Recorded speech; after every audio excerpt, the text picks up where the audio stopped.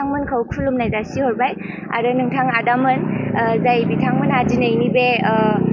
श'रुम मोनसे अपेनिं जानायाव नोंथांमोना नुजाफैनानै जोंजों लोगो हमफैनायनि थाखाय जोबोद जोबोद साबायखर बावनाय थाबाय आरो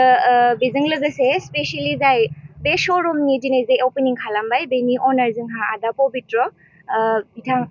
आदा प्रदीप बिथां जोंखौ लिंहरनानै दिनैनि बे खाबुखौ लोगो मोनहोनो खाबु होनायनि थाखाय जोबोद जोबोद साबायखर बावबाय मिन्थिनाय बादिब्ला दिनै बे श'रुमा स्पेशली इलेक्ट्रिक स्कुटिनि थाखाय दिनै बेखेवजादों बेनो जाहैबाय दानि बे जोंनि टेक्न'लजि जुगावहाय जोङो बांसिन इजिखौ मानसिया बयबो नागिरो थ' बेनो जे इलेक्ट्रिक स्कुटिया बियो जेरै सारा बुंलांबाय बेखौहाय 5 to 6 आवार्सनि गेजेरावनो चार्ज होनो हागोन आरो बे 5 to 6 आवार्स चार्ज होनायनि उनाव बे बेस्ट मडेलखौ जोङो 80 किल'मिटारसिम सालायनो हागोन आरो बेनि नेक्स्ट गाहायसिन मडेलखौ जोङो 60 किल'मिटारसिम सालायनो हागोन आरो ओमफ्राय बे स्कुटिनि मोनसे बेनिफिट्सआनो जाहैबाय जोंखौ मानसिखौ इनभाइरनमेन्टखौ मोनसे इक' फ्रेन्डलि जोंखौ हेल्प खालामो जेरैखि एयार पलिउसन उखुन्दै आरो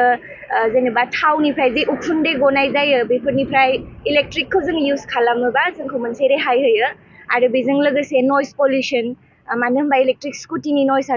जोबोद माबायानो जायो लासैयानो जायो थ' बे मोनसे बेनिफिट्स दा जोङो बेबायदिनो टेक्न'लजिजों जोङो थांगासिनो बेनि थाखायनो जायफोर बिथांमोनहा लानो लुबैदों बा इउज खालामनो लुबैदों थ' बिथांमोनखौ खाथि खालानि सुख्लाय हालामनि खाथि खालानि आरो बेजों लोगोसे माखासे मानसिफोरा जुदि बे आदाजों मोनसे डिलिंनि थाखायबो खालामनो हागोन होननानै आं मिथिनो मोनदों बेखायनो नोंथांमोना फैनानै नायफैनो हागोन आरो भिजिट खालामफैनो हागोन थेंक इउ नोंथाङाबो दिनै बे श'रुम बेखेवनायाव बाहागो लाबाय 10टा आइटेमनि बेयाव स्कुटि दङ नोंथाङा फसायनाय गारि दंना गैया आङोथ' दासिम गासिबो मोजांखौनो मोनदों आदा माखौ होनो औ